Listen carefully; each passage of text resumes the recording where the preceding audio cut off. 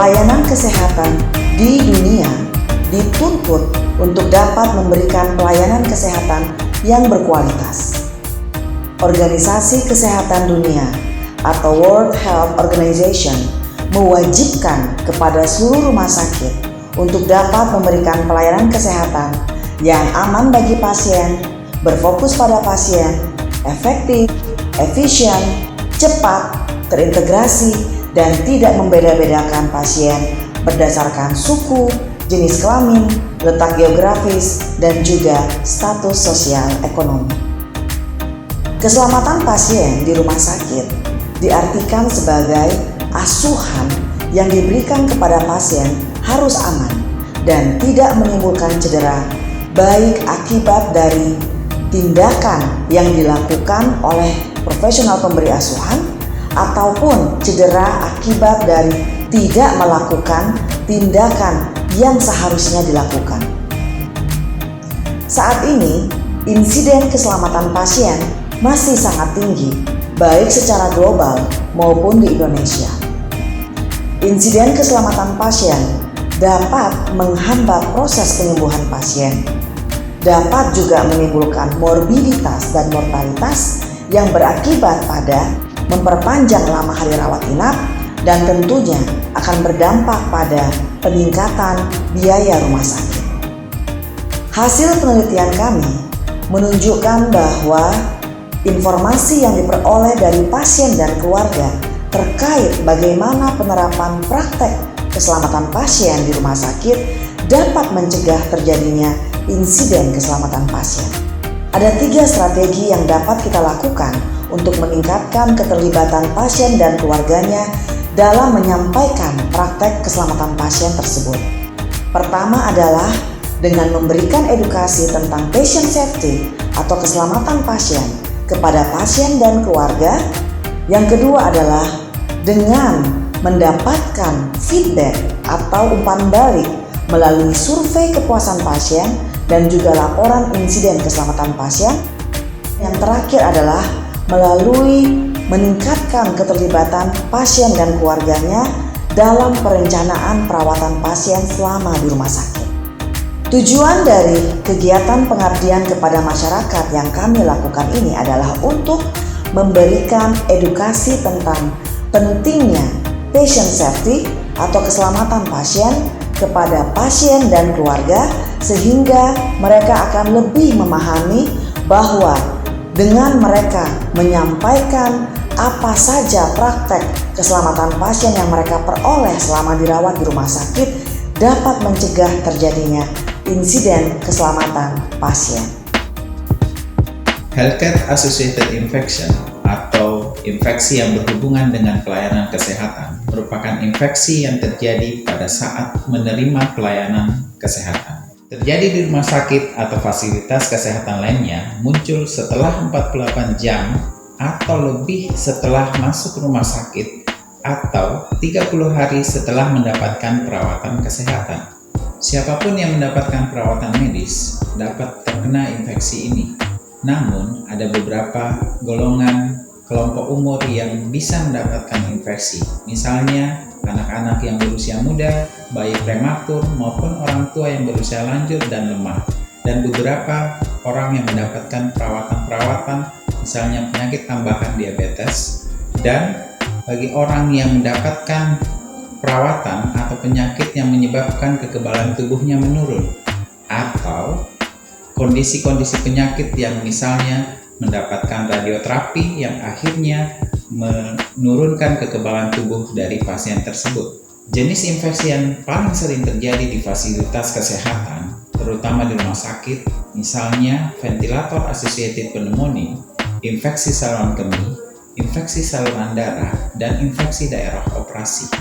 Infeksi ini penting untuk diketahui karena infeksi ini dapat menyebabkan proses penyembuhan dan pemulihan pasien itu terhambat, sehingga dapat menimbulkan peningkatan morbiditas, mortalitas, dan lama perawatan, sehingga biaya meningkat dan menurunkan mutu pelayanan kesehatan.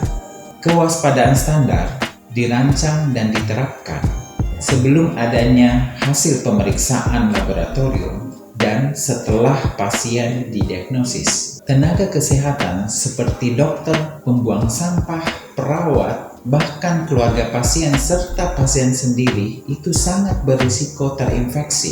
Oleh karena itu sangat penting pemahaman dan kepatuhan petugas serta keluarga dari pasien untuk menerapkan kewaspadaan standar agar tidak terinfeksi.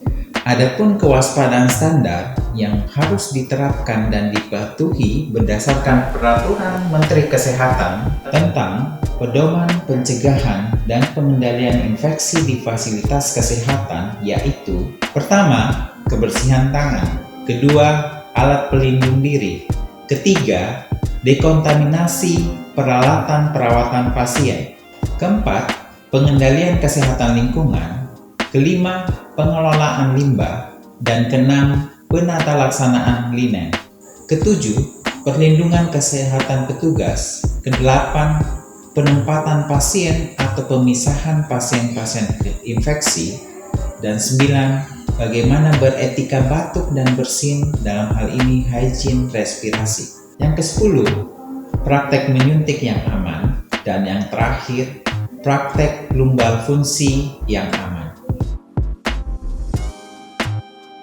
Ada 6 penerapan keselamatan pasien dari perspektif pasien dan keluarga yang akan kami sampaikan melalui kegiatan pengabdian kepada masyarakat kami. Yang pertama adalah informasi tentang gelang identitas pasien. Yang kedua adalah meningkatkan keterlibatan pasien dalam perencanaan perawatan pasien.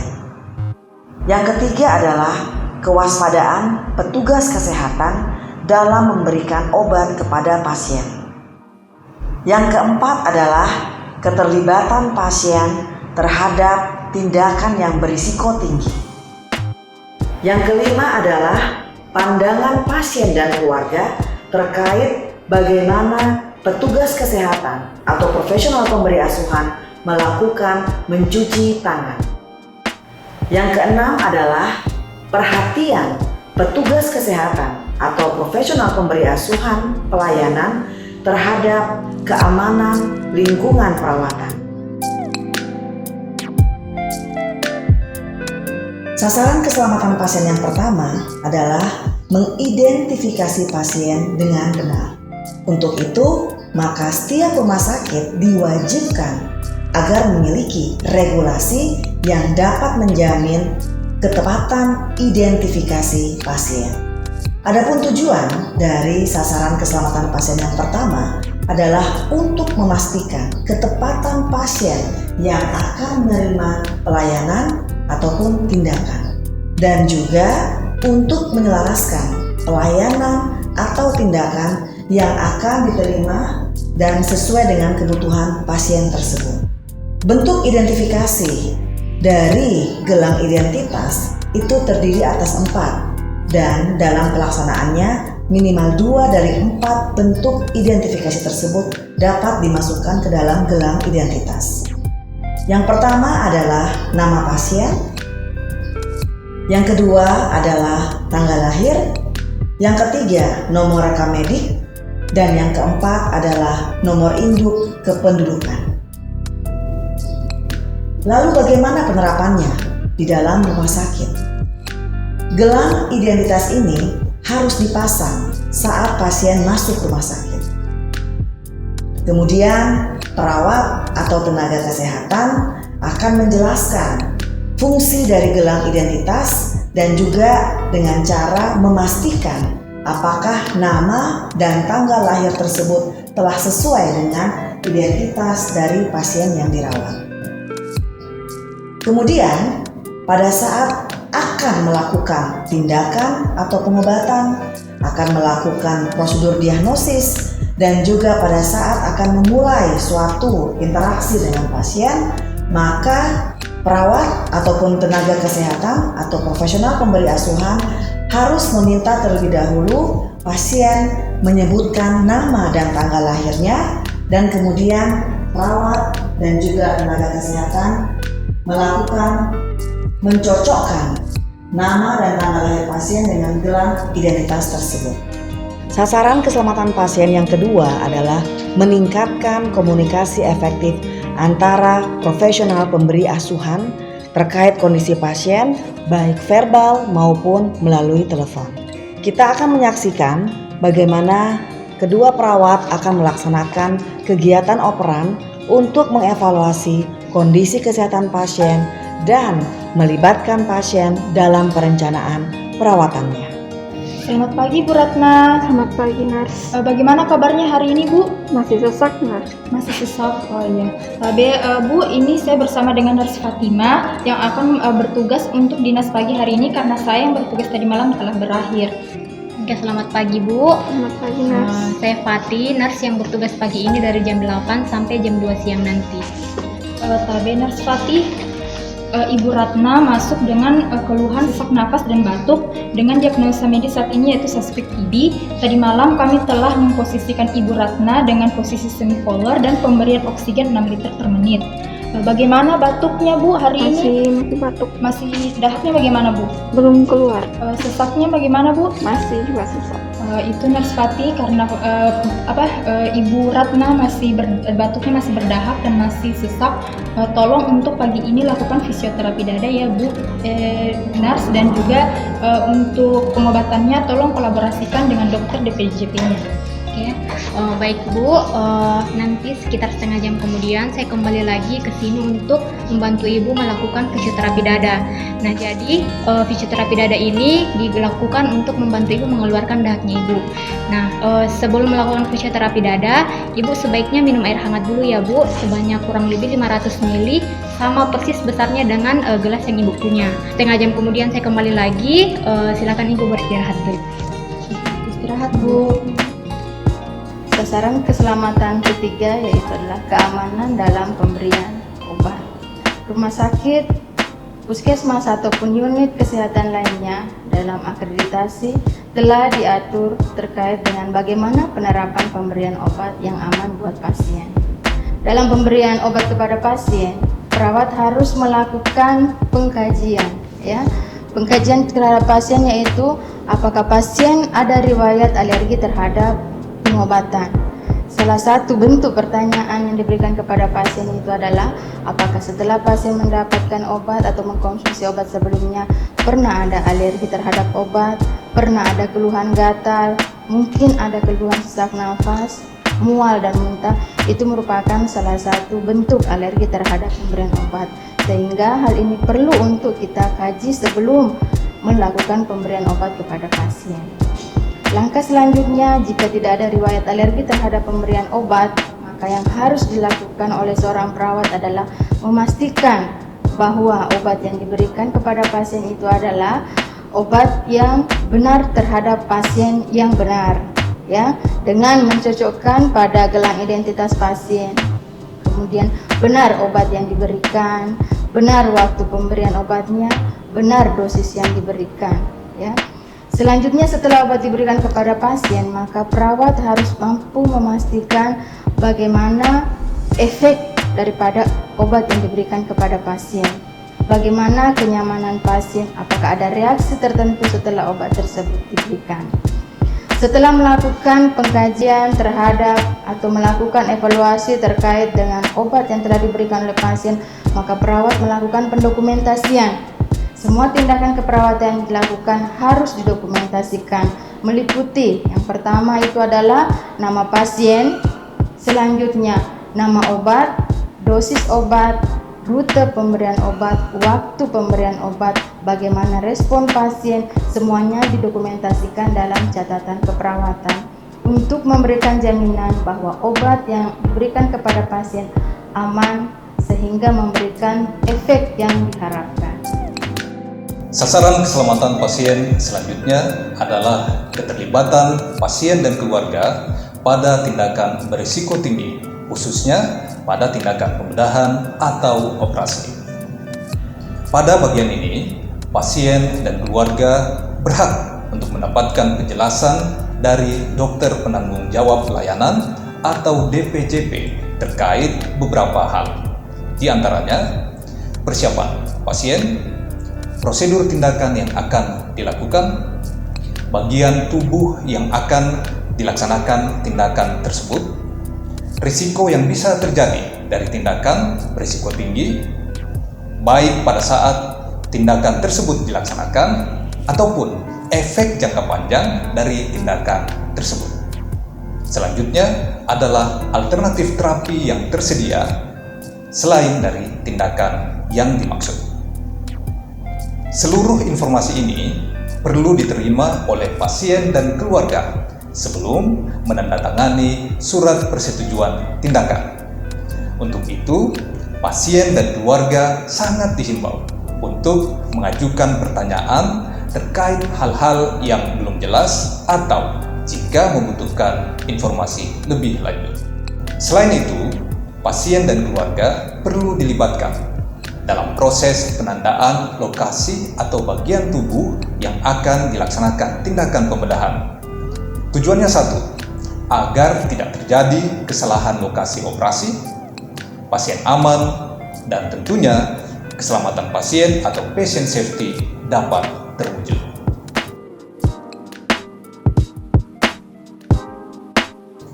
Pengunjung rumah sakit, termasuk pasien dan keluarga, mungkin sering melihat petugas kesehatan, termasuk dokter, perawat, ataupun petugas kesehatan lainnya berulang kali mencuci tangan.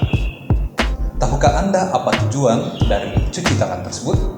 Tujuannya adalah agar pasien tidak mengalami infeksi. Perlu pasien dan keluarga ketahui bahwa infeksi dapat terjadi melalui sentuhan tangan. Misalnya, perawat atau petugas kesehatan yang telah menyentuh satu pasien, kemudian menyentuh pasien lainnya pada daerah luka atau daerah yang terpasang push tanpa mencuci tangannya terlebih dahulu, maka berisiko mengakibatkan infeksi pada pasien lainnya. Nah, infeksi ini sendiri dapat mengakibatkan pasien mengalami demam, proses penyembuhan yang lama, dan kemungkinan terburuknya adalah pasien bisa mengalami keadaan sepsis atau infeksi menyeluruh di seluruh tubuhnya yang berakibat pada shock atau kehilangan cairan dan berujung pada kematian. Untuk itu, pasien dan keluarga sangat penting untuk mengetahui beberapa hal. Pertama, petugas kesehatan, baik itu dokter, perawat, maupun petugas kesehatan lainnya wajib melakukan cuci tangan sebelum ataupun sesudah berinteraksi dengan pasien. Kedua, pasien dan keluarga berhak untuk menolak disentuh oleh petugas kesehatan yang belum melakukan kebersihan tangan atau cuci tangan. Ketiga, cairan antiseptik tersedia di dekat petugas kesehatan, di dekat area rawat jalan, atau di dekat tempat tidur pasien, atau dekat kamar pasien di area rawat inap. Berikutnya, kami akan mengajarkan cara cuci tangan yang benar. Langkah pertama yang harus dilakukan oleh pasien dan keluarga adalah mencari cairan antiseptik, atau jika tidak menemukan cairan antiseptik, bisa menggunakan wastafel dengan sabun serta air yang mengalir. Langkah selanjutnya adalah ambil cairan antiseptiknya atau sabunnya, kemudian gosokkan pada kedua telapak tangan secara merata. Setelah itu, gosokkan pada kedua punggung tangan secara bergantian, termasuk menggosok sela-sela jari. Langkah selanjutnya adalah menggosokkan kedua telapak tangan secara bersamaan sambil menggosokkan sela-sela jari. Setelah itu, melakukan tindakan mengunci dengan cara seperti ini, dengan mengaitkan kedua ujung-ujung jari. Langkah selanjutnya adalah melakukan putaran untuk membersihkan daerah ibu jari secara bergantian. Setelah itu, melakukan tindakan yang terakhir, yaitu melakukan tindakan memutarkan ujung-ujung jari pada telapak tangan yang satunya dan dilakukan secara bergantian. Jika sudah selesai, maka tindakan cuci tangan yang benar telah selesai dilaksanakan. Sasaran keselamatan pasien ke-6 adalah mencegah risiko jatuh terhadap pasien. Rumah sakit telah menerapkan berbagai tindakan yang dilakukan untuk mencegah risiko jatuh terhadap pasien. Salah satu tindakan yang dilakukan oleh seorang perawat untuk mencegah risiko jatuh atau risiko cedera terhadap pasien itu adalah dengan melakukan pengkajian apakah pasien sebelumnya pernah mengalami jatuh, melalui pengkajian risiko jatuh. Pengkajian ini dilakukan mulai di unit gawat darurat sampai di ruang perawatan pasien. Selanjutnya, jika ditemukan adanya atau skor yang menandakan bahwa pasien tersebut mengalami risiko jatuh, maka perawat akan memasang gelang penanda risiko jatuh kepada pasien, yaitu gelang kuning. Maka ini menandakan bahwa pasien tersebut merupakan kelompok yang masuk dalam risiko jatuh. Sehingga yang harus diperhatikan oleh perawat, petugas kesehatan yang merawat pasien tersebut, baik dokter, perawat maupun tenaga kesehatan lainnya, maupun pada keluarga harus mampu memastikan bahwa tindakan yang dilakukan aman buat pasien. Salah satunya adalah memberikan bantuan kepada pasien pada saat akan turun dari tempat tidur, pada saat pasien berjalan menuju kamar mandi. Nah, yang harus dipastikan pada saat pasien berada di kamar mandi, bahwa kamar mandi yang digunakan oleh pasien itu tidak licin. Kemudian berikutnya, dalam kamar mandi ada pegangan, sehingga memungkinkan pasien untuk berpegang pada dinding kamar mandi, sehingga mengurangi resiko cedera atau resiko jatuh terhadap pasien. Selanjutnya yang harus diperhatikan untuk mencegah terjadinya risiko jatuh atau cedera terhadap pasien, bahwa perawat harus memastikan bahwa tempat tidur pasien itu terpasang pengaman tempat tidur. Apakah pasiennya masuk dalam kategori lanjut usia di atas 60 tahun, pasien yang mengalami gaji gelisah, pasien anak-anak, maka semuanya harus dipasang pengaman tempat tidur untuk memberikan jaminan bahwa selama pasien beristirahat, selama pasien menggunakan tempat tidur tersebut, pasien tidak mengalami risiko untuk jatuh. Berikutnya adalah memastikan bahwa tempat tidur yang digunakan oleh pasien itu benar-benar terkunci, dan perawat harus mampu memastikan bahwa semuanya terpasang dalam keadaan terkunci. Tempat tidur yang bergerak, maka itu akan memiliki atau berpotensi risiko jatuh terhadap pasien. Langkah selanjutnya yang harus diperhatikan oleh seorang perawat untuk mencegah risiko jatuh terhadap pasien adalah pencahayaan di ruang perawatan harus benar-benar disesuaikan, sehingga mengurangi terjadinya risiko jatuh terhadap pasien. Harus cukup terang sehingga memungkinkan pasien pada saat melakukan aktivitas tidak berisiko untuk mengalami jatuh atau mengalami cedera. Nah, berikutnya yang harus diperhatikan bahwa alat-alat atau kebutuhan pasien kita pastikan bahwa semua berada dalam jangkauan yang mudah untuk didapatkan oleh pasien. Misalkan pasien akan minum, gelas minumnya diletakkan di dekat dari pasien yang mudah dijangkau. Kemudian alat-alat kebutuhan lainnya betul-betul mudah dijangkau oleh pasien yang berada di samping tempat tidur pasien, yaitu pada meja pasien. Terakhir yang harus diperhatikan untuk mencegah risiko jatuh terhadap pasien, yaitu bahwa ruangan yang bersih, lantai yang tidak licin, ini akan sangat membantu pasien untuk mencegah berbagai risiko yang bisa menimbulkan cedera terhadap pasien. Sehingga yang kita harapkan bahwa pasien berada dalam lingkungan yang bersih, lingkungan yang nyaman, dan tentu lingkungan yang memberikan keamanan dan keselamatan buat pasien.